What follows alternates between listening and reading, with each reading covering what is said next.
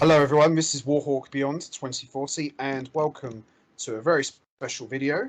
And today, once again, we are joined by the one and only, the badass himself, RexDaBoss11. How are you? Hey guys, how's it going? Let's talk about why Arrow failed itself. I'm doing pretty well and I am doing all right, mate. It's nice to be back and let's get into this. It's great to be back too. And today, we are going to be talking about the success and failure of Arrow. So this is kind of like a follow-up to our previous video that we did where we talked about the success and failures of the Arrowverse and why DC shows need to be on HBO Max. So what we're going to be doing is we're going to be covering each different show in the Arrowverse, talking about the success and failures of what's happened with them. So today we're going to start with the one that kicked all of this off, and that's Arrow. So Rex, we're going to start with you first. How do you think Arrow succeeded? So this will be the first part we'll talk about. How do you think Arrow was such a success, and where did they succeed? Where they succeeded, I mean, let's be honest, everyone remembers the flashbacks. The flashbacks was the main thing really that kept you watching Arrow at the start. It was intriguing, it was new, it was fresh. It was the first, I believe, major project that anything had been done around DC since Smallville had ended. And I think where they succeeded mainly was capitalizing at the time in a market that wasn't being saturated with loads of different things and giving us a character that had never been properly shown on TV before in the Green Arrow, and having that origin story, because this was an origin story. Let's be fair, we got either way. If you look at when he first came back to Star City, or Starling City as they were calling it, you've seen how you're getting one fresh character in this version of the fully fledged Green Arrow, but you're also getting the origin of how he became the Green Arrow at the same time. It was just an amazing combination of two things that was must-see television. As I said in the whole Arrowverse thing, Arrow was must-see television in its first two series, maybe into its third series. This was one of the best shows on television. And I feel like the building of the Green Arrow character, the introduction to characters like Deathstroke, which if you know me, guys, you know what I think about Deathstroke, and I'll have a lot more to say about Deathstroke later in this, I'm sure. But the way that they managed to blend the comic book world into some version of drama, but not too dramatized and not too overwhelmingly focused on relationships, children, and all this kind of distracting stuff. It was just a guy wanting to save this city as a superhero or a vigilante or whatever he was counted as. And he was also dealing with the Batman style of the cops hated him because he was doing their job for them and he was doing it better than them. People didn't trust him, but they were learning to trust him. He also had the relationship / situation with Laurel and Tommy and Laurel's dad, and obviously what we got to find out about Sarah. It was just an amazing way of putting this thing, and I feel like the original plan for the first two seasons was such a success that you can't even suggest how it succeeded. The whole thing was just a success. It was just, there's no major thing, the whole major pinpoint of what was good and what was bad in the first two series. It was just like, these two series are absolutely incredible. There isn't anything to compare with this. No, absolutely, totally. I couldn't agree with you more. Everything you said there, spot on. I think for me, the success of Arrow, they took advantage of an opportunity because Smallville had just ended and everybody by that point in time knew Green Arrow was played by Justin Hartley. So what they did was they took the Arrow character, instead of going down the obvious route, goes, well, just make a Green Arrow Smallville spin-off with Justin Hartley. They didn't do that, even though that was what I wanted to see originally. But looking back now, I'm kind of glad we didn't get that, because they casted Stephen Amell in the role of Oliver Queen / Arrow, even though he had like different names leading up to what we would know now as Green Arrow. They took a character who's not very well known. He's only been in like a couple of cartoons. He was mostly in the comic books. They just did a much more darker, serious, and violent take on the Green Arrow character. And like you say, the flashbacks were the highlights of the show. Each time something would happen with Oliver, you go back to the past of that moment in time of, you know, what happened, why is he having that flashback? And as you say, it just absolutely worked. Those first 2 seasons alone, season 1 and season 2, was just must-see TV, well written, great drama, great action. You know, season 1 you had the Dark Archer, played by John Barrowman. Can I just speak about the Justin Hartley thing?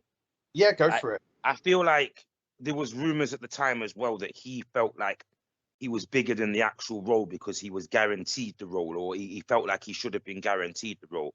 And I feel like they wanted to go in a much darker direction with this Stephen Amell Green Arrow, and Justin Hartley, obviously, because he'd been part of Smallville, he wanted to practically play the Superman character, but with Green Arrow. Like, no, I don't want to put on the suits. I can't remember if I read rightly or not, but I'm sure there was some things saying that he was doing a lot of the, you know, so that he could sort of guarantee that he'd get 6 or 7 or 8 series or whatever.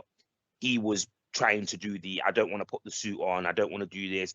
So his whole origin story would have probably been told in the first series, or maybe, you know, it wouldn't have been flashbacks. I mean, a lot of people say, because you can clearly see when you watch the edits for the flashback scenes, you could tell that those flashback scenes were just maybe 2 episodes chopped up.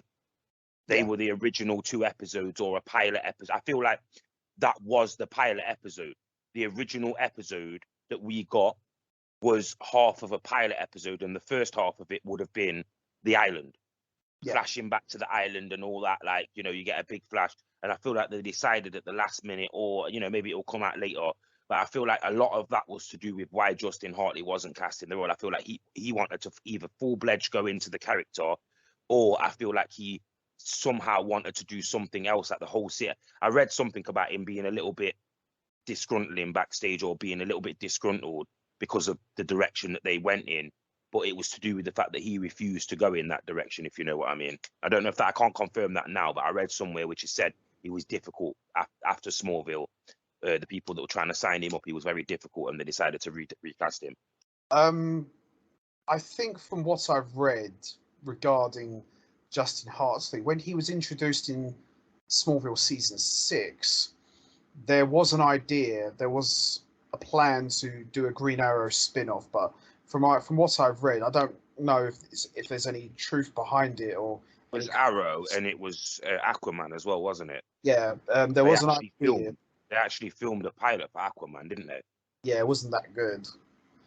It was okay. And wasn't it Wonder Woman as well? Yeah, that came after. Yeah, that just was a car crash itself, really. But because I remember they were planning on building the Arrowverse as basically like the Smallville verse, wasn't it? Like there was talks of trying to do that, introducing characters in Smallville, especially after season 5 of Smallville. I remember them speaking about, will he become a full-fledged version of Superboy or Superman, etc., and will we start to actually get, you know, the introduction of other superheroes, other supervillains that may actually stick around rather than just coming in for 1 episode. Yeah.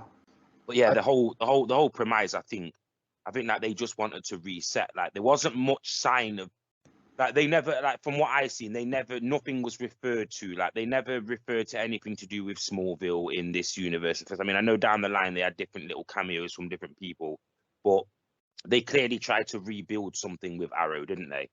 Yeah, they did.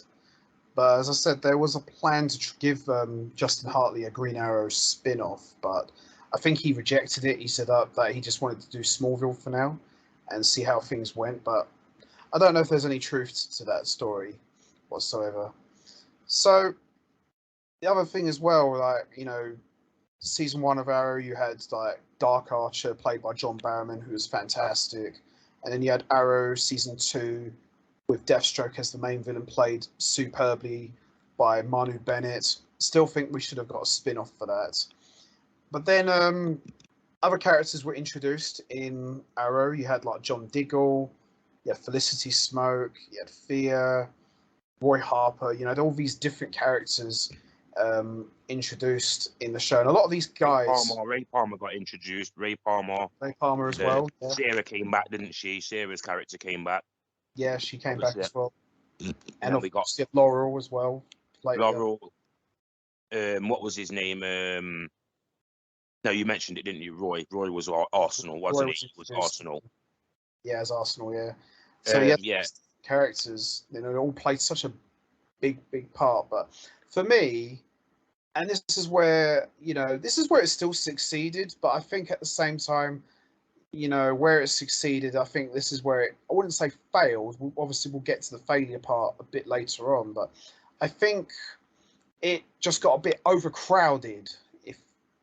If I'm honest, it's like they all did. They all went with that team building thing. It did. DC think it became building a team, when in reality we'd already seen the guy take on multiple, armed officers, armed mercenaries, trained up Mirakuru fighters without even putting on the suit of Arrow.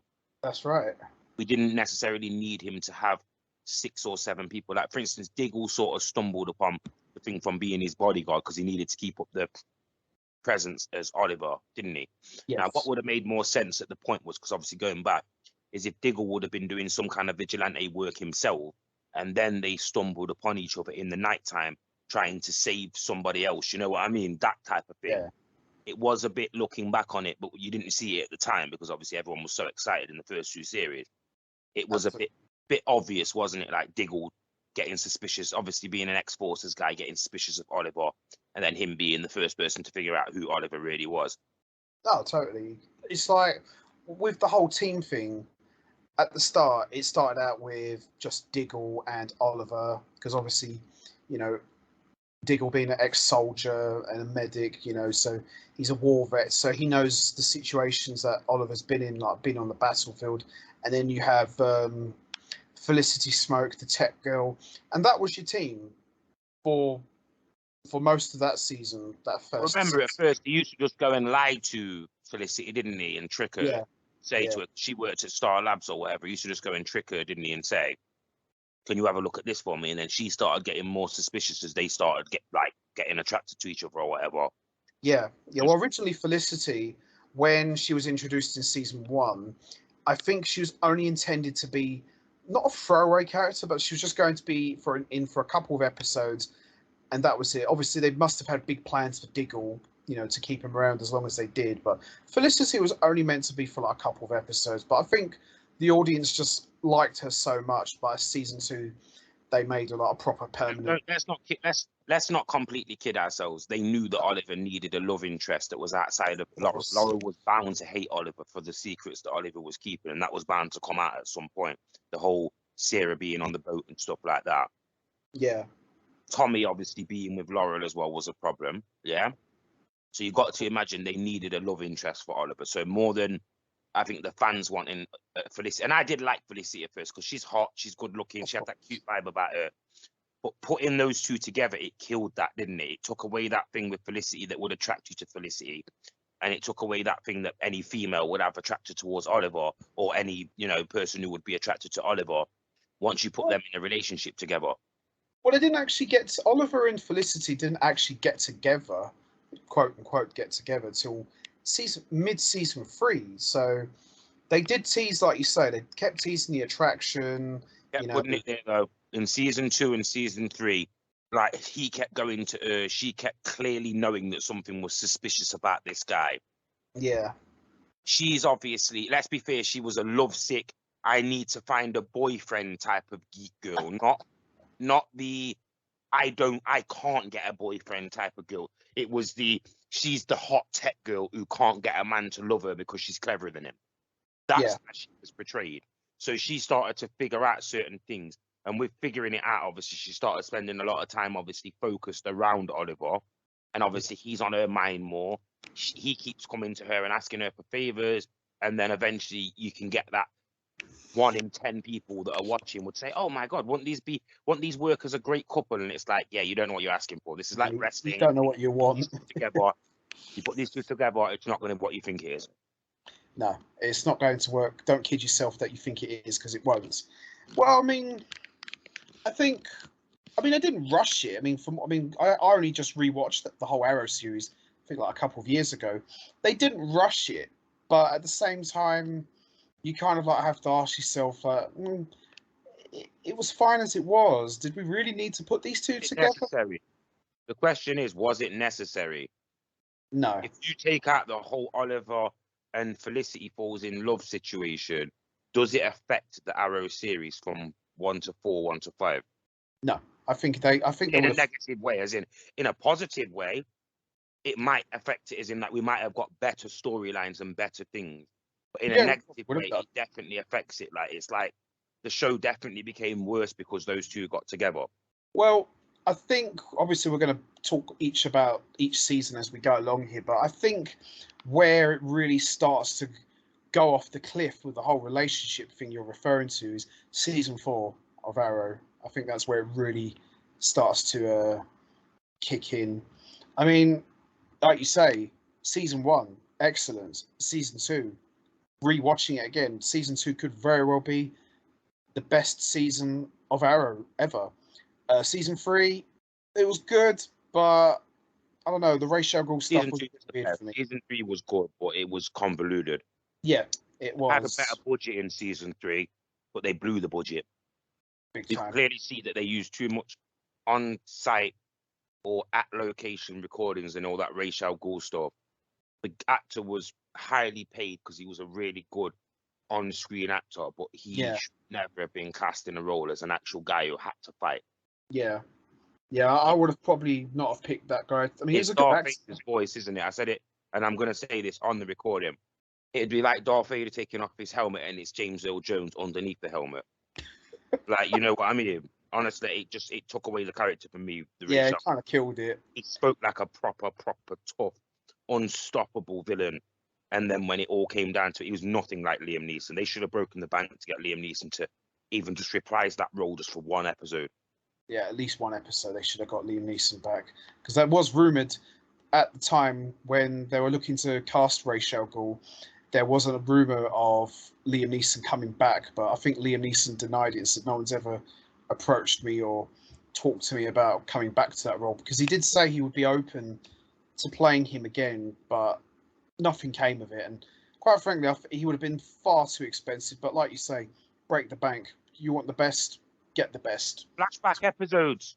Why did they not use the same theory they used in the first series with that? Why did they not get Liam Neeson to come to the studio and film 40 minutes of one episode, pay him, you know, $250,000 or $500,000 or whatever they had to pay him for the episode that he was being filmed, film him in scenes with Oliver and all the main cast, and have this scene broken down into flashback scenes. Bingo, there you go. It had a formula, and this is where we are going to get into the negative side. This program had a formula that worked, and they blew that into shreds for no reason. No, They starved us throughout the first and second season to the point where it went on too long. Like, they starved us in the first and second series with these flashback scenes, and then in the third series, everything just became on site and right there and then. When I feel like they could have used flashback scenes to have explained, or even jump forward scenes to explain the Rachel Gould thing. absolutely, I agree. So as we move along, we start to get to the failure of Arrow, and I think the failure for me started with season 4. I mean, you had first 3 good seasons, which I still say probably was the show's best, with 2 sitting right at the top. But then I would say around season 4 is where it starts to slowly go downhill. Now, season 4 for me, after rewatching it, there was good episodes. Don't get me wrong, but there was some stuff that was very, very questionable. So, Rex, what was your thoughts on season 4 of Arrow? I just feel like this is where it became too many cooks in the kitchen, too many people on the screen, too many ideas. Everybody can have their say. Oh, look, it's up there. That type of stuff. Like, it really, really.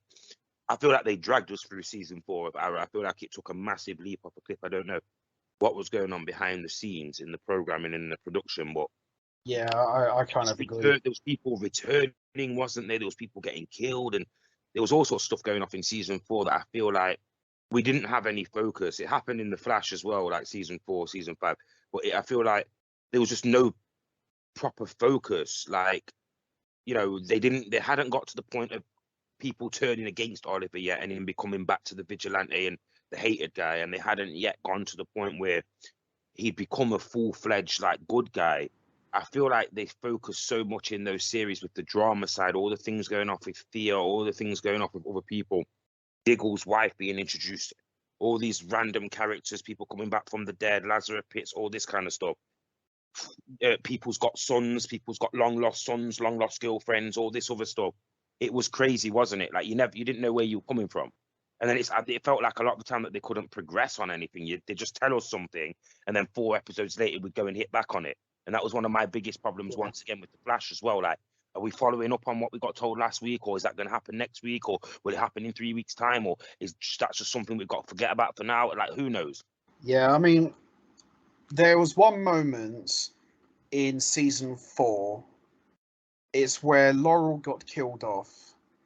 Now, they tried to push. I mean, it was a big moment, don't get me wrong, but I felt that they were pushing it to be a bigger moment than what it really was. It was almost like Jason Todd getting killed off by the Joker in Death in the Family. It's like, oh my God, we just lost Laurel. And I remember rewatching season 4, and I was thinking, okay, it was a big deal, but I didn't think it was that much of a big deal. I mean, if they killed off, like, I don't know, Diggle, then yeah, I'd be like, oh my God, we just lost John Diggle. This is terrible. But it was just Laurel, and I felt that Laurel's death, they just bashed it over our heads. Waited 10 episodes and brought her back from the dead as well. Yes.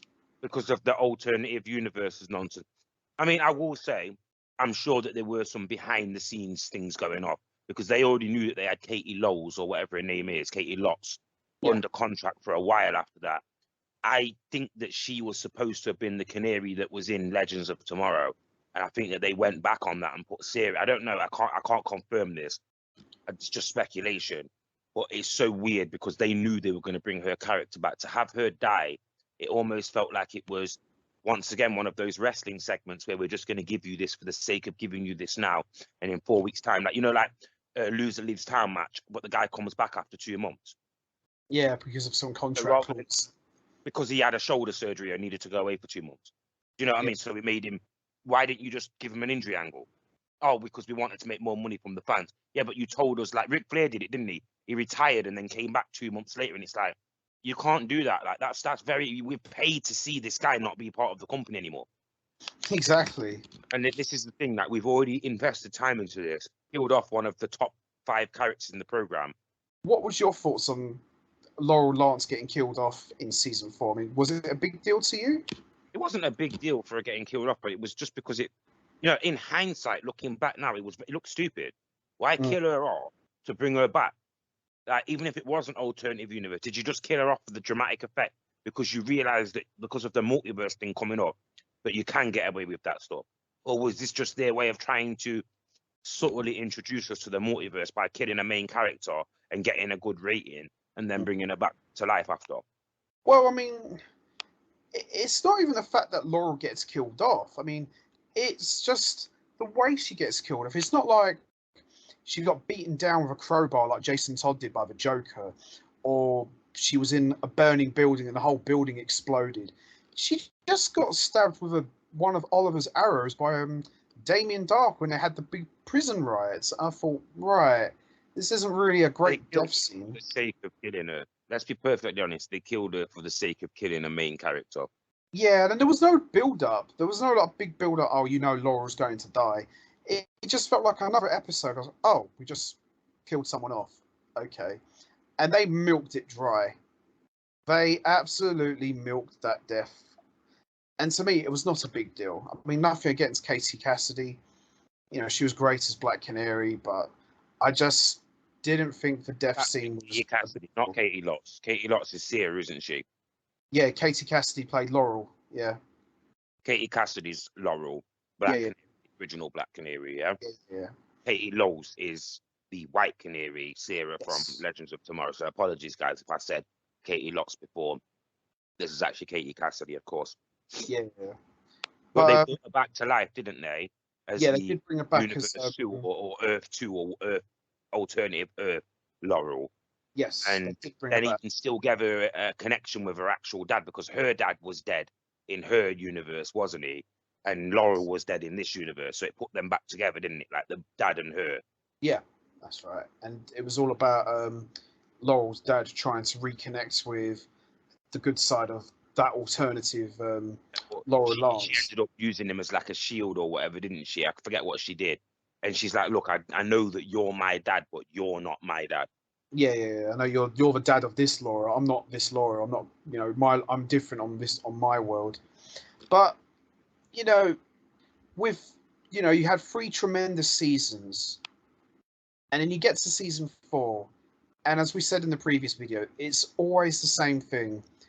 You start off with 3 good, strong seasons, and then you just go off the cliff with season 4. Who was the victim in season 4? Damien Dark? Yes. Terrible choice. Especially when they were going to do, or they ended up doing what they did with Damien Dark and retconning him and turning him and changing him throughout the Arrowverse. Oh, they kept bringing him back all the time. When you look at Damien Dark, from the day that we met him till the last time we seen him in the DC universe or the Arrowverse, his character was completely and utterly retcon. He went from being one of the most evil, no reason to be evil-driven characters, to them being only driven by the fact of his daughter or whatever, and actually doing good. You know what I mean? Being bad, but still doing good. Now, we get to season 5. Season 5, would you say season 5 was a failure? Because I quite liked season 5 a lot. It's one of my favorites. No, I feel that they realized that season 4 was a massive landslide, and I feel like they hell-bent tried to get season 5 back on track, and they did. But this is where the bigger, overwhelming issue comes in. Too many people. They introduced so many people during season 5 that you didn't know whether you were coming or going. And of course, around this time is where we started getting the regular team ups, and I think this is where we started getting the crossovers, didn't we? Yes, this was around the time we started getting crossovers. So after Laurel gets killed off and brought back from the dead, new characters were introduced. We got a new Black Canary, Dinah Drake, who's my favorite Black Canary. I quite liked her a lot. We had what was his name? The guy with the rags, Ragman. We had Ragman, and we had Wild Dog. That's it. Yeah, Wild Dog. Yeah, and Mr. Terrific. Mr. Terrific, that was it. Yeah, as part of Team Arrow. Which Mr. Terrific, of course, was your great armor tech guy, wasn't he? And he was supposed to be like the Cisco of the show, wasn't he? He was like Arrow's Cisco. He was also the character in this that was the diversity character or whatever you would call it. I don't want to offend anyone, but you know what I mean. Obviously, because he was gay, they decided every single team. And don't get me wrong, I've got no problem with this, but I feel like this way that it was overbooked. They not only had to start inviting in different coloured characters, they had to start inviting in different gendered and different sexuality, all this to cover across all of the Arrowverse, so that they didn't get hit with any of this. Oh, why is there no gay people in your stories? Why is there no black people in your story? It's like they must have been going through that at the time, because a lot of the series, like Supergirl, started to become real heavily focused on respect for this and do this, and everyone can be thinking every single series had a gay character, every single series had a controversial character, diverse, all this kind of stuff. Do you know what I mean? Yeah, you're definitely right. It definitely became overcrowded. Catering to the social justice in this series here. That's absolutely undeniable to me. Yeah, no, totally. Series 5 was really good. It was. Like I said, this is where it became, and not even to mention, don't forget the introduction around season 4 and season 5 of Argos and Amanda Waller, Diggle's wife, also got introduced to the series. Yeah, I mean, in this series, was that in series 5 when Amanda Waller and all that started getting introduced? Was that series 4 or was that series 5? I'm not entirely sure. It might be even earlier than that. I think you could be right. It could be season 5. They did their pseudo Suicide Squad stuff, didn't they? We got Deadshot in here. We had certain characters from the Suicide Squads in Arrow, didn't we? We kind of got their Suicide Squad, although they weren't called Suicide Squad. They were called the Squad. Deadshot with the eye patch and that, didn't we? Yeah, we should have had Deathstroke. I'm quite frankly, they missed a golden opportunity not to bring Bronze Deathstroke. Tiger was in this. Was it Yes, right. Bronze Tiger? Bronze Bronze Tiger was in Tiger. this. There was quite a few people, quite a few villains that was in this that were just completely overlooked because, of course, they didn't really know what to do. So it's like give us everything, but then that's also not giving us enough, and then we get too much, if you know what I mean. That feel like between the end of season 3 and the end of season 5, they just had this car crash of people that they didn't know what to do with, and then of course the amount of people that they killed that were part of the series. You know, you Tommy's, his mum, all these people that were unnecessarily, in my opinion, killed off to present all these different threats. And in the end, by season 3, season 4, I just feel like Oliver's character seemed untouchable. So why would he need an extra set of hands or team or anyone to help him? I feel like he should have gone more underground, like more Batman style, more underground. He had Diggle, he had Felicity at this point, and obviously I think Thea and Roy had become aware. I think that's where he should have capped it off at them people there and gone more underground and then become thingy rather than going more commercial. And let's not forget, this was around the time when he started going for mayor as actually Oliver Queen and stuff. Yeah, that was at the end of season 5 as well. I think that was towards the end of season 5. He went for the whole mayor thing. No, yeah, that was end of 5 going into 6, that sort of thing. I would say I love Deathstroke. Deathstroke's got his special place where he is, but I did love Prometheus. He was such a good villain. You Yeah, know, because of that character coming out of nowhere. Like, what's the original origin of Prometheus? Was it always Adrian Chase? Was it always something to do with that? Or because I thought Adrian Chase was vigilante. So when you got the I'm two not different versions, too sure. I'm not entirely too sure. I think what they did was they just kind of like combined both characters, because I remember there was a villain called Prometheus in the old DC comics back in the day. But he wasn't like that. He was a little bit different. So I think what they did, they just took both characters, two different characters from the DC Universe comics, and just put the two together, and it just worked. It just absolutely worked. And to me, if Deathstroke broke Oliver physically, then I would say Prometheus broke Oliver mentally. He just absolutely picked him apart. And that scene where he had him all chained up in a prison somewhere, and Adrian Chase says, "Go on, Oliver. I want you to confess." And he goes, "To yeah, what?" Chad Graham and Kurt Calhoun were supposed to be Prometheus. Yeah, I Was he just loved that. pretending to be one of them? Was Adrian pretending to be one of them, or was he always just Adrian chasing this? Well, he was like Oliver's district attorney. He was like his right hand man, the guy who takes care of all the problems for the mayor. He goes like, "Oh, is there anything you need, Mr. Mayor?" I was like, "Oh, can you just tell the press to keep, get them away from me? I've got some business I need to take care of." He goes, "No problem, boss. You're the man." He goes like, Adrian goes, "Thank you. You've been a good friend." He goes, "Pleasure as always, Mr. Queen." So he was like that. Simon Morrison was Adrian Chase's alter ego name. Yeah. Like slash, I think it's slash, or was Simon Morrison someone different?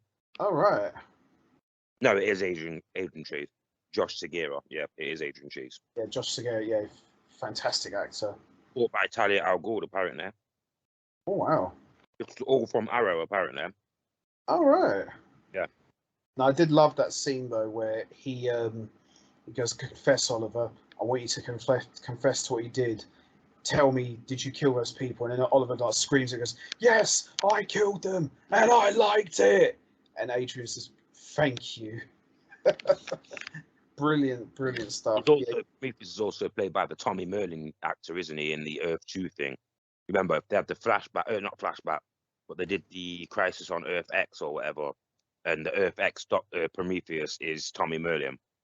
yeah, yeah. I remember. Yeah, that's right. Yeah, yeah. That was very briefly in the Crisis on Earth X crossover. I remember that. There's some good stuff there as well. That was good. Around that time, it was good. Yeah, they still had that. Even like season 4 wasn't great. It wasn't terrible. It wasn't great, but it still had redeemable qualities. Season 5 was good, and I expected season 6 to be fantastic.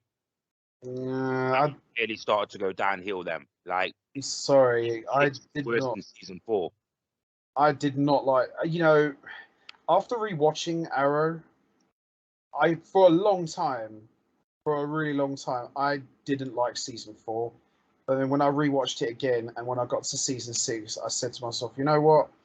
I still didn't like season 4, but season 6 almost makes you forgive season 4. I did not. Yeah, I agree with that. That's what I was saying. I agree with that. Season 4 was bad, but season 6 was unwatchable for me.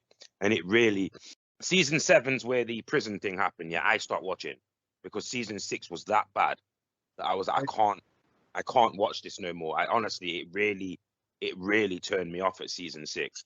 The main villain for season 6 was Ricardo Diaz. I didn't like him at all. He had no special powers. He had no special skills. He wasn't like a Deathstroke. He wasn't like, Malcolm Merlin or even Damien Dark or Prometheus. He was just a normal crime boss. Didn't like him at all. Just nah. And they kept bringing him back as well. That's what's bad enough. It's like, okay, he's a bad villain. Why'd you keep bringing him back? Bring back Deathstroke. Bring back Malcolm Merlin, which they did a few times. It was always good to see. Did he get introduced to some kind of like El Diablo character in the Arrow series? El Diablo, what, the guy from the Suicide characters? Like, I seem to remember some guy with like, maybe this was the Ricardo Diaz time. Some guy with like almost like a tattoo on his face. But he had a tattoo. He had a tattoo on his back in the show. But now, this is how bad season 6 must have been. Is that I can barely remember anything about season 6 apart from I know it was a Hispanic guy, wasn't it? He was a big muscle guy with in a suit and tie. I just didn't. He set him up, didn't he, in the end to get him locked up and stuff, didn't he? That's right. Yeah, I just season 6 was unwatchable. Anyone who watched season 6 knows that season 6 was unwatchable. There was some good episodes, don't get me wrong, but it wasn't enough to carry the show.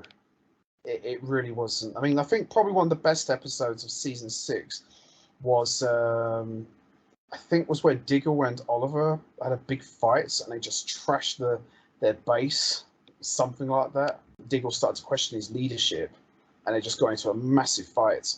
I thought that was a really, really good episode. That might have been either season 6 or 7. Yeah, yeah, I agree. I feel like they waited a season too late for that conversation between Diggle and Oliver. But this was also around the time, wasn't it, when Oliver had Diggle playing the Green Arrow? Yeah. Is that in this series? Is that in this series, or is that towards the end of this series? That was towards the end of the series when Oliver passed the Green Arrow mantle and costume to Diggle. Because Ragman gets killed off or whatever, doesn't he? What happened to Ragman again? He joins Team Arrow and then all of a sudden he gets like killed off, doesn't he? Yeah. Because it only ends up with Wildcat or Wild Dog, Dino Drake, Diggle, and Diggle's also getting the. This is where Diggle starts to get the hand thing, isn't it? Yeah, that's right. Yeah, I think around season 6, where you had the teams split up, like they tried to do their take on MCU Civil War. So you had like Felicity and Diggle and Oliver together. Then you had like Dino Drake, Wild Dog, and Mr. Terrific on the other side. And they're all like fighting each other. I didn't like that. It just felt, doesn't he? He kicks them out of Team Arrow, like kind of says no more Team Arrow, because I want to say that Ragman gets killed. And Ragman didn't get killed off. I think he just walked out. I think he just left. He didn't get killed off. You sure he didn't get killed? I feel like one of the characters gets killed off. And then, obviously, Thea has been through all the transformation with the Mirakuru, where she's acting all crazy. We've gone past all that. Oh, that's because they brought her back from the dead. That was to do with Lazarus bit. Yeah. Roy obviously went off the rails, didn't he? And he left that, yeah. So we had a little progression over the series of people leaving Team Arrow one at a time, yeah? Whatever team it was. But then in one he just gets paranoid and says that everyone's got to go to their own thing. But them lot say, no, we're not just going to stop doing this. We want to still do this, yeah? Yeah. But if I'm not wrong, I think they keep getting themselves like overwhelmed and in trouble, don't they? Or their intelligence is wrong and stuff. This is Wildcat, Dino, and Mr. Terrific. They keep getting their information wrong, and Oliver has to keep coming in for the save anyway. So I don't know what happens, but this is where I faded away. It was like, this is ridiculous now. I can't even watch this no more. Yeah, I didn't like season 6 at all, and in fact, when I rewatched it, I I ended up hating it even more than when the first time I watched it. It was not that great of a season. And then you get to season 7. Now, season 7 was up and down. You had some good stuff, and then you had some stuff that wasn't that great. I'd say the first 7 episodes where Oliver was in prison, I thought was very, very good. And you had Cody Rhodes there as Stardust, and you had Bronze Tiger in there as well. That was some really good stuff there. And you had like Ricardo Diaz in there as well, and everybody was just fighting each other while the whole prison's going up in flames. Bronze Tiger was played by what's his name? What's the actor's name who played Bronze Tiger? Right, Bronze Tiger was You know who I'm on about? It's the martial arts guy. Bronze Tiger was played by. We'll find out. He was played by Michael J. White.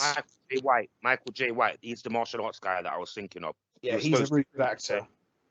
He was supposed to play one of the Mortal Kombat characters. Oh, Jax, I think, in Mortal Kombat, but he's not actually been cast in that role yet. No, what's his name? Something Brooks from Supergirl. He got the part of Jax in Mortal Kombat.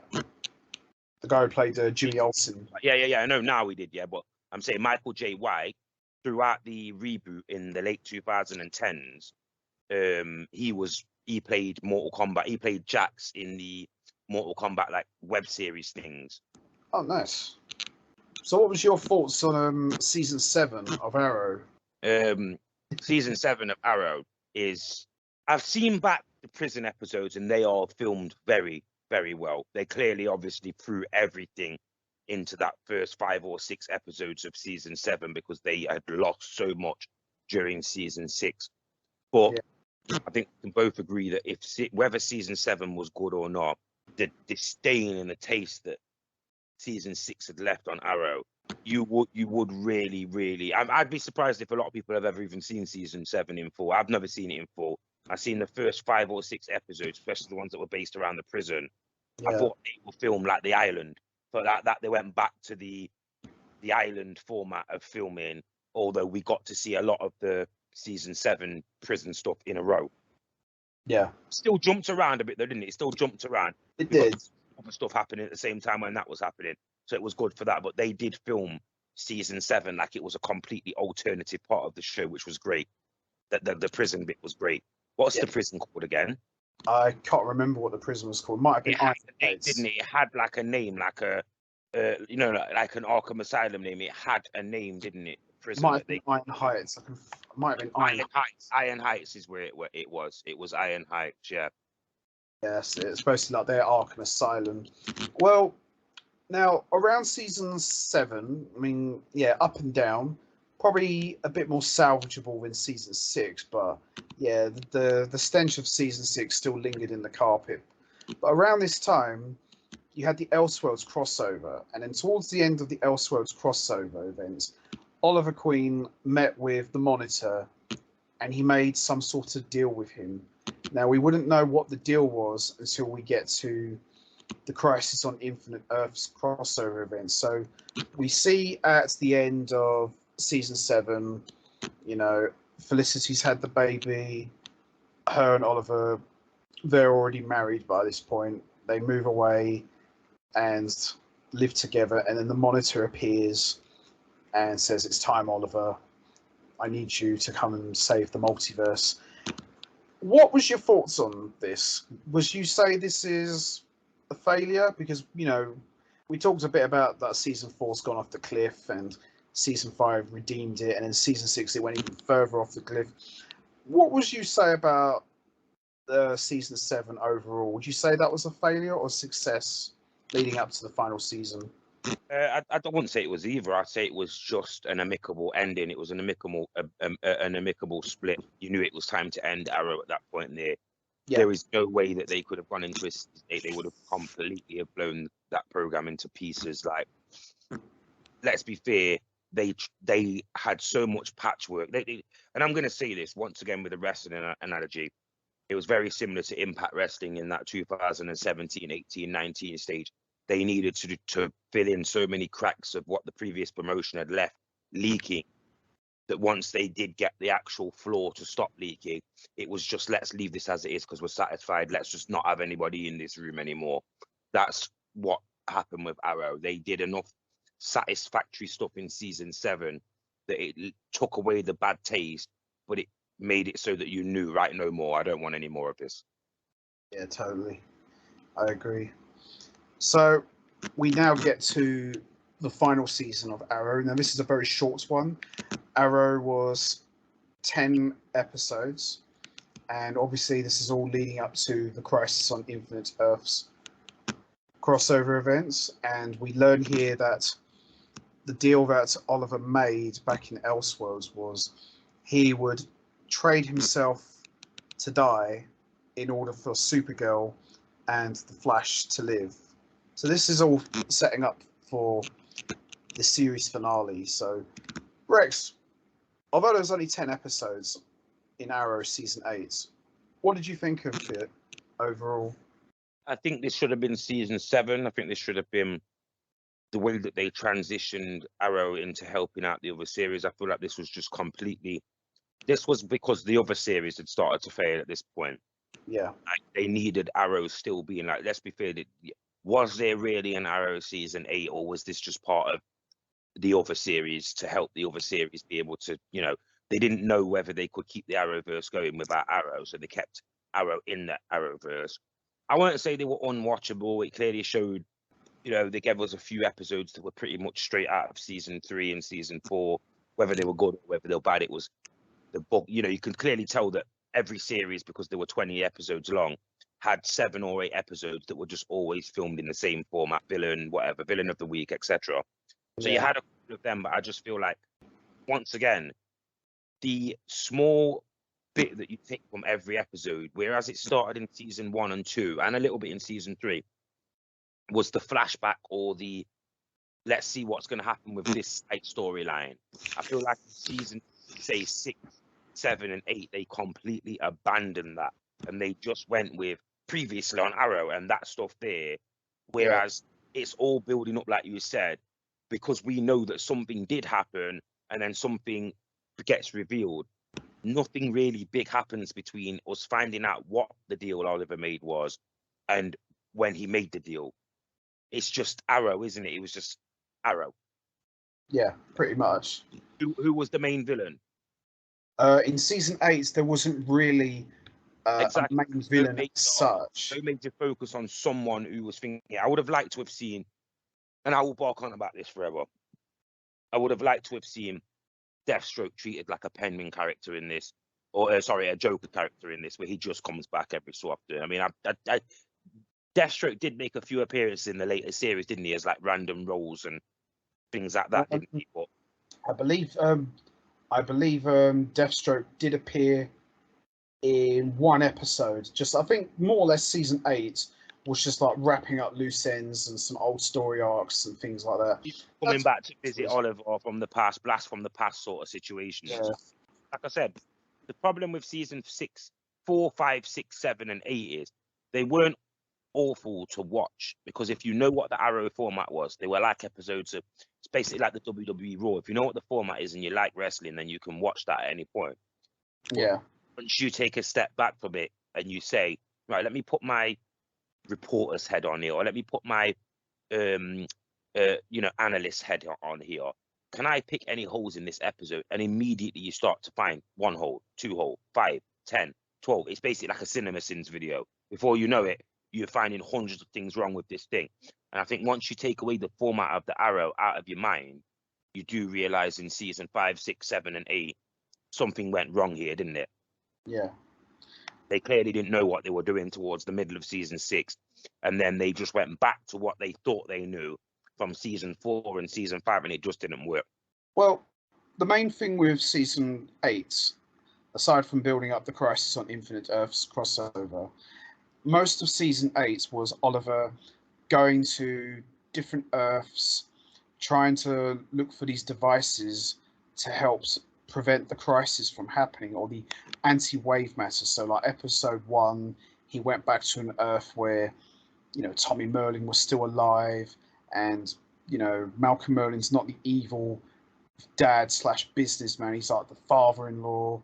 You know, he's the nice guy now. Each episode went back to a different Earth or a different point in time in Oliver's life, where he has to try and correct things or not interfere. It's just like different lives playing out before him, and that's pretty much what season 8 was all about. I mean, yeah, I quite enjoyed season 8, mainly because it wasn't too long.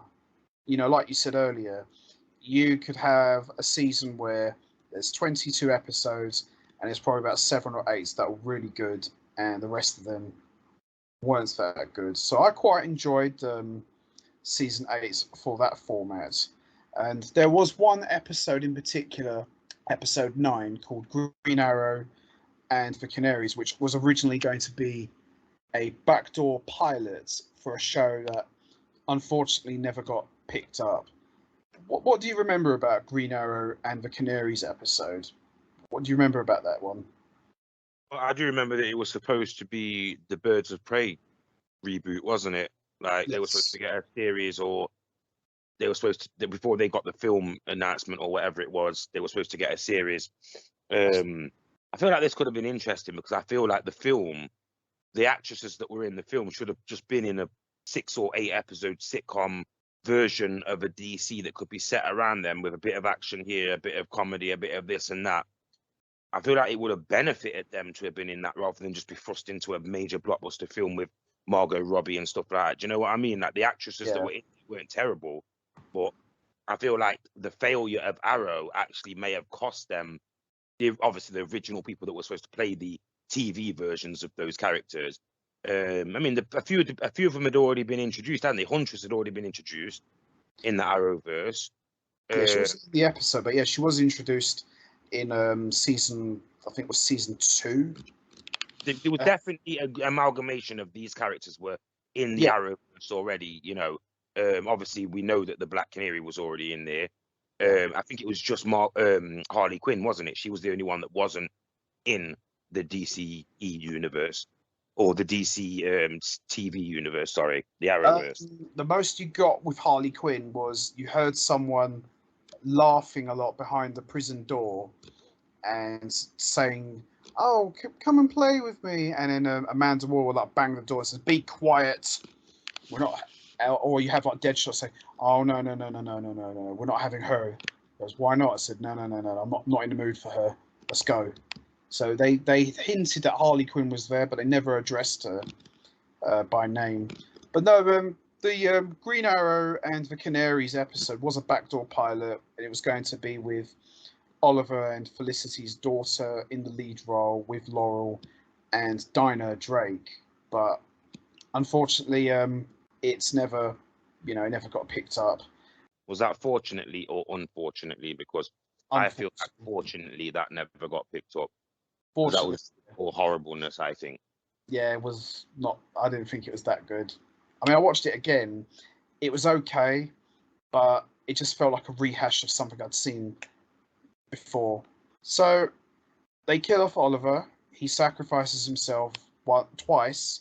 First time as Oliver Queen, then he comes back as the Spectre, and he takes out the Anti-Monitor, and as a result of that, he resets the multiverse with all of the Earths fused together to create Earth Prime. So all of the shows, all of the Arrowverse characters are now under one roof as opposed to be on separate Earths.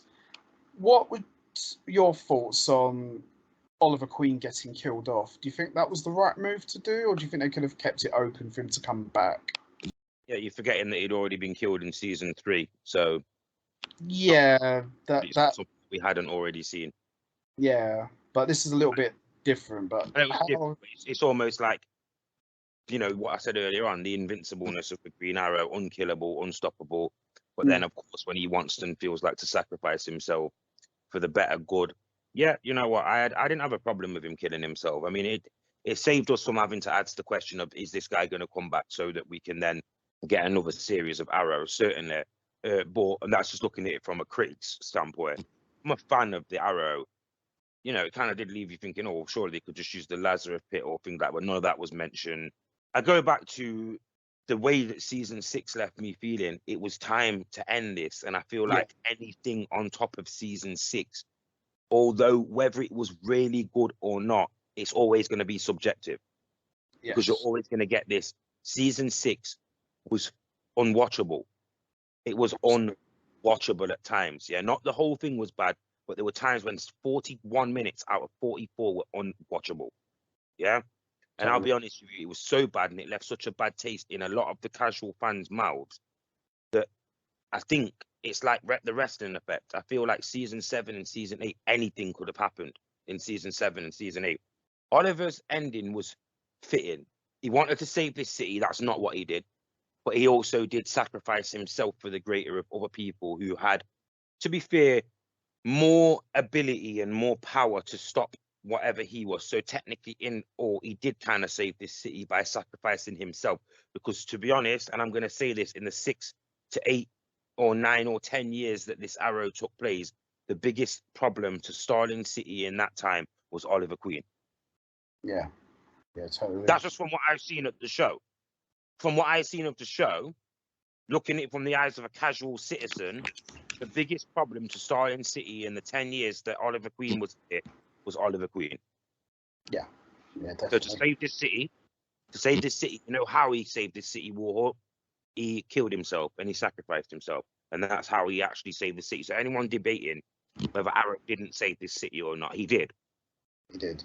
He did. He didn't just save the city, he saved an entire universe. And I totally agree. I think killing him off was the right thing to do. It was a fitting end to the Oliver Queen story. Now, this is where, again, the success and the failures thing, as we've talked throughout this video, as we slowly start to wrap this up. Do you think, and we talked about this in the previous video, do you think that killing off Oliver Queen, do you think in the long run, ending Arrow by killing him off, do you think that's hurt the Arrowverse with the shows, or do you think it's made it better, in your honest opinion? It definitely hurt the shows, because how do you have the Arrowverse? This was our first question, what led us down the pathway and the rabbit hole of this whole subject. How do you have the Arrowverse without Arrow? That's right. It just didn't work. And they relied on Arrow so heavily when the other shows started to fail that it became oversaturation. To be honest, I didn't want to see Stephen Amell no more at that point there. He came over, a lot of people might not know this, but Stephen Amell came over to professional wrestling after he stopped doing filming for Arrow. And he was at 2018 SummerSlam, I think. And he was in AEW. Was it against, who did he face off against? Was it against Cody Rhodes, or was it against someone like that? I know it was against Cody Rhodes, because he was against Stardust, wasn't it? Yeah, Stardust slapped him, and then when he was sitting in the front, Cody Rhodes was in Arrow, wasn't he? Yeah, he was in a few episodes. That's what led to it. He was in Arrow, or was in the Flash? He was in one of them. Yeah, he was in Arrow. He was in a lot of Arrow. And then, down the line, Stephen Amell started being in AEW. When AEW was first thing, he was part of all this stuff that was going on. Yeah. And I was like, I don't want to see this guy, because I'd already seen Arrow. I was like, I don't want to see this guy no more. Like, honestly, but luckily he wasn't a part of the main AEW program when it came around. No. Simply because, like I say, once again, and I think you'll get me to say this a lot, season 6 left such a bad taste in my mouth. It was WCW 2000. It was everything that was wrong with everything that's wrong. Well, you're saying WCW 2000. That's pretty much, you're saying that's like Ricardo Diaz. That's like basically Vince Russo as world champion. Yeah, that's what it was. It was bad booking, badly booked, badly scripted television that completely forgot about the characters that we'd been watching before, to some points where I feel like the characters, they literally started filming, and the Flash suffered from this around the same time as well.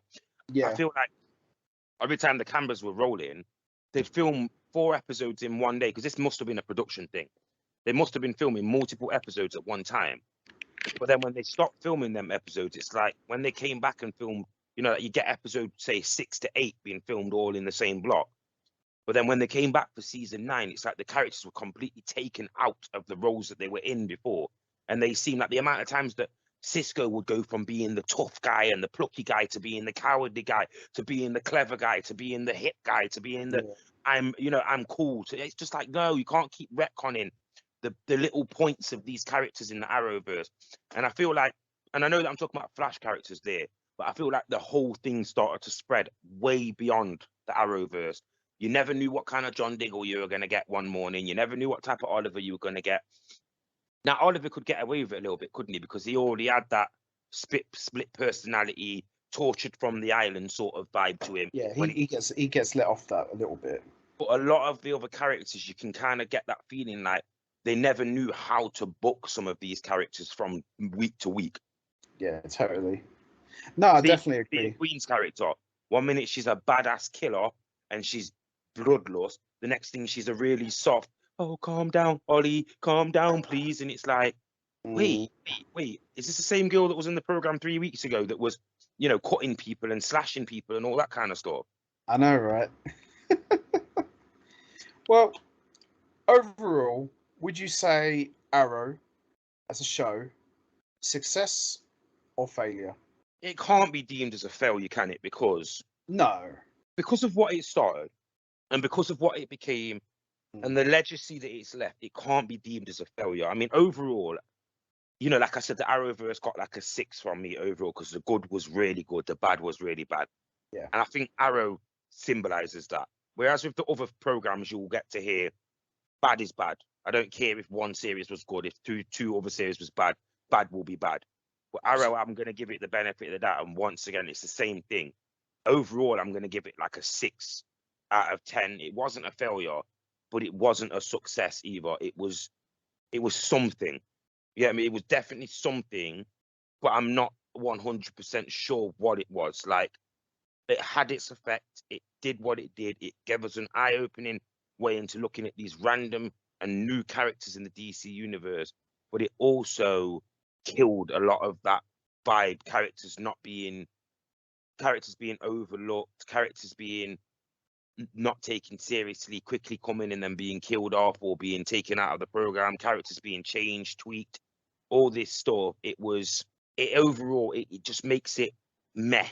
Yeah. Was Arrow good? Was it bad? Or was it just somewhere trapped right in the middle through silly decisions and mistakes? Yeah, Arrow will be the closest television series that I've ever seen that isn't based on wrestling to wrestling, because it had that vibe. 1 minute it was good, and it had them spikes of really, really hot in the first couple series. And then by the last few series, it was like, it doesn't really matter what they do. They could literally put the greatest match or the greatest segment on TV that has ever been seen, and people will still be able to remember that garbage that they put on TV a few weeks ago. Yeah, I totally agree. I would give overall Arrow, the show, I would probably give it a 6 as well. Now, before we wrap things up, we're going to do a ranking, because there was 8 seasons. We're going to do a ranking of worst season of Arrow to the best. So, Rex, we'll start with you first.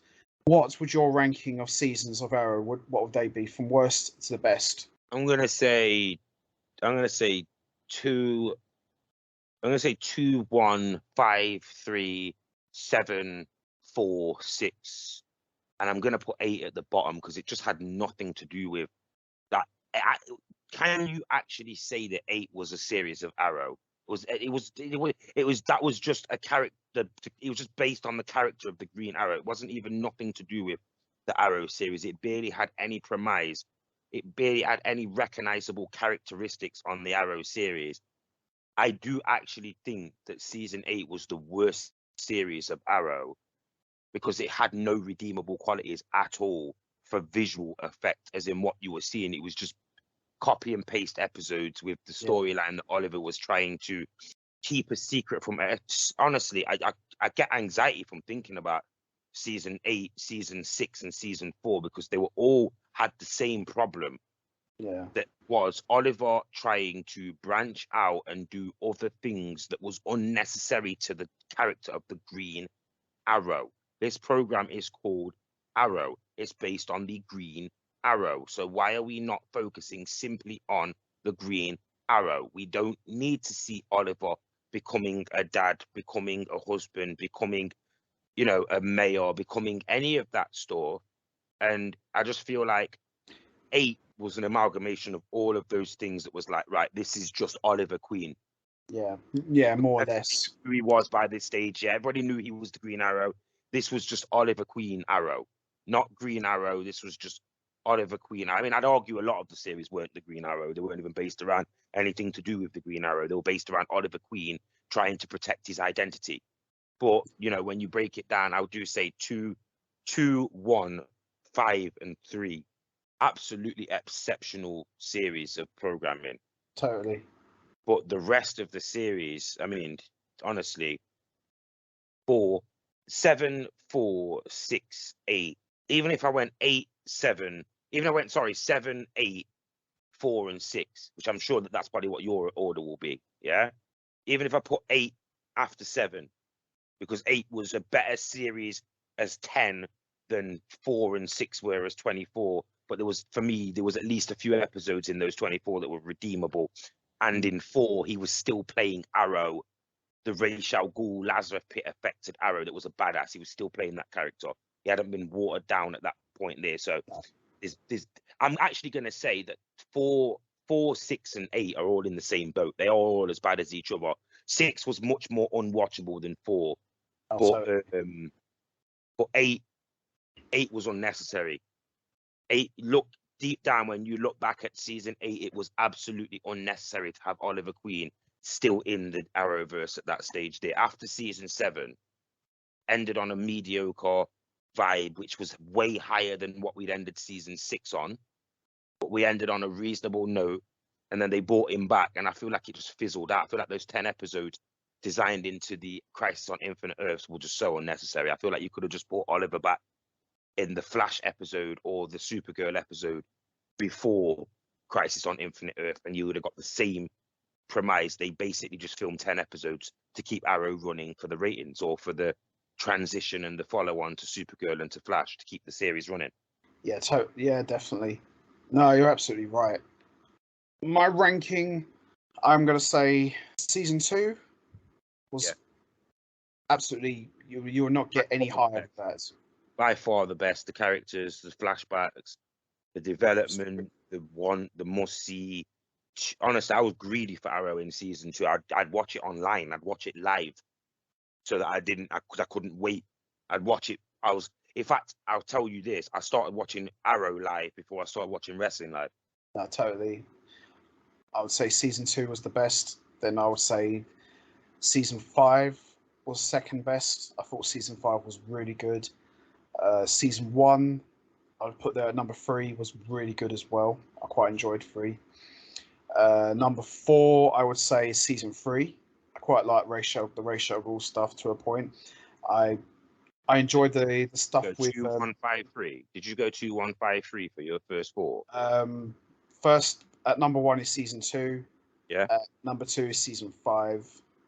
Oh, you've gone 2-5. 2-5. Okay. Yeah. 2, 5, 1, and 3. Yeah. After that, I would say probably season 4. After that, up and down with me. Better than 4. I thought 7 was better than 4. I thought 7's with the prison and that, they really tried. I feel like they really put some effort into those prison scenes. Whereas with season 4, the Damien Dark stuff, there was a lack of invention and a lack of creation with having just another being based around some phantom spiritual being thing, ethical power or mythical power. Yeah. You know what I mean? Season 7 though was just, let's see if Oliver Queen can handle himself. And I liked a lot of season 7. That first half of season 7 was up there with possibly the first half of season 3. If the first half of season 3 and the first half of season 7 was one whole season, that would have probably been the best season if you'd ask me, because it fitted him perfectly. To have him straight out of the Ra's al Ghul thing, go into the prison thing would have been great. But of course, they waited 3 seasons to do that.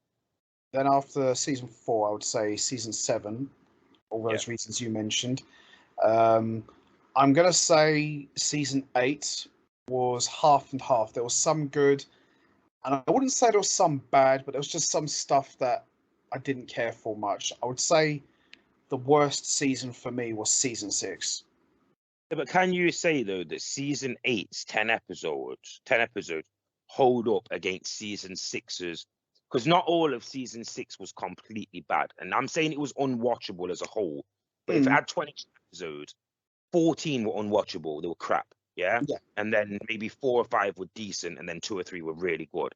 Yeah. Can you see that out of those 7 episodes, that season 8 was so much better?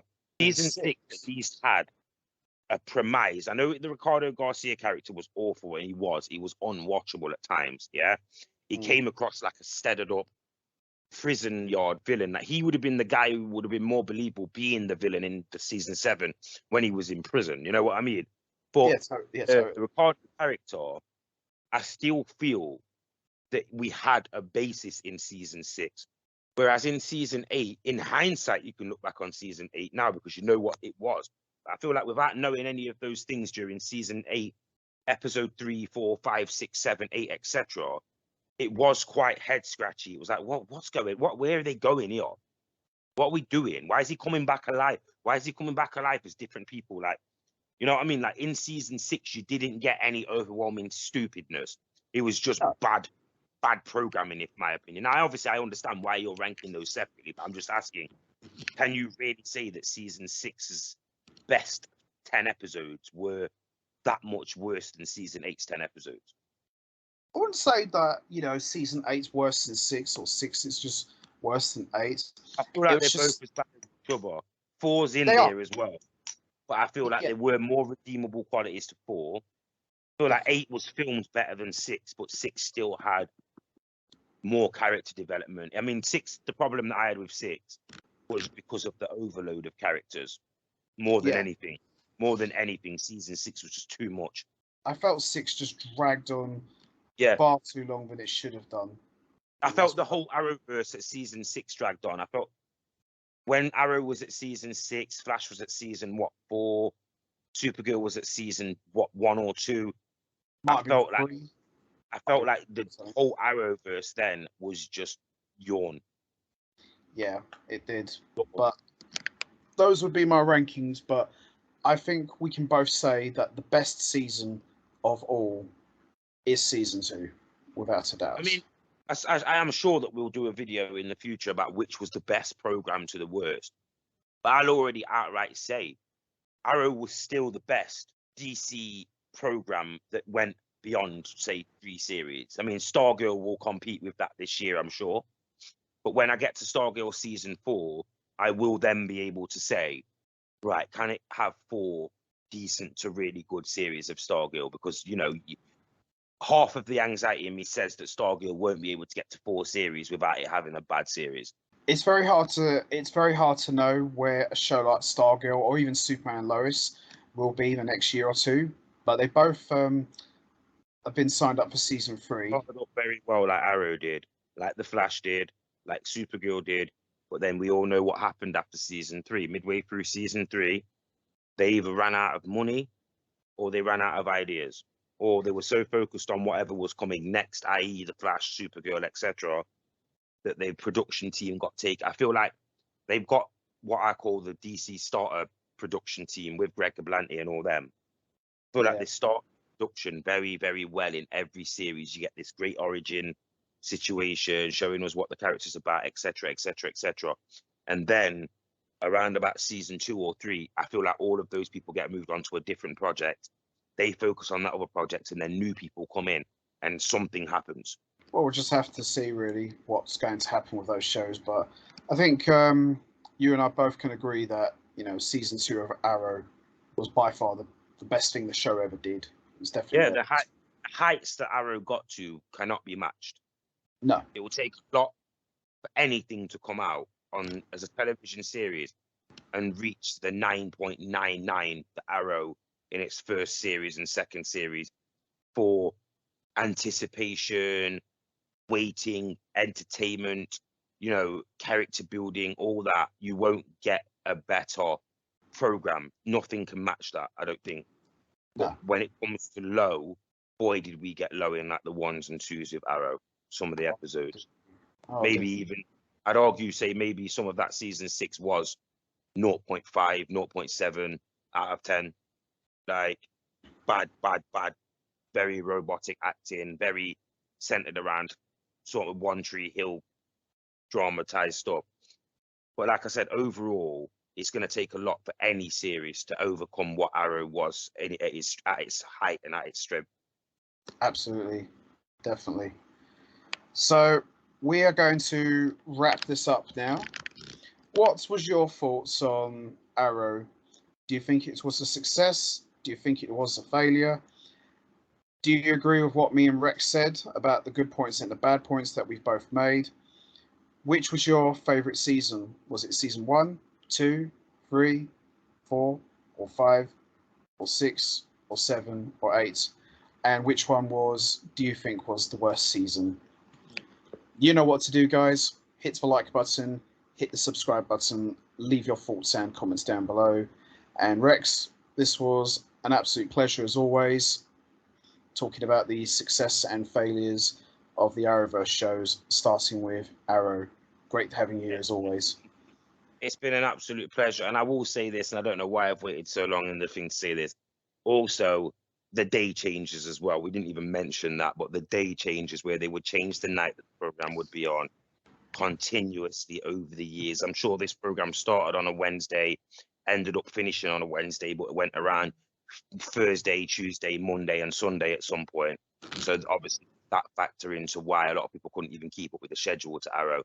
But you know, I appreciate you guys for putting up with our rants and our things, and we will be back because there is the next one. I assume the next one's going to be the Flash that we're going to talk about, even though the Flash technically is ongoing. So what do you think about Warhawks? We may as well announce now what we're going to talk about. Well, next, like when the next time we'll be back, we're going to be talking about the Flash, because Flash is going to be wrapping up for season 8 very shortly. So I think this will be a good opportunity, you know, to talk about the success and failures of the Flash next, especially with the Flash going to be on hiatus after season 8's wrapped up. So we'll be back next time. We're going to be talking about the Flash. So make sure you don't miss that. So until next time, take care, everybody, and stay safe. And once again, as always, much appreciated.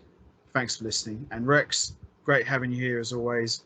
And we'll be back for another one. Peace out, guys. Bye for now.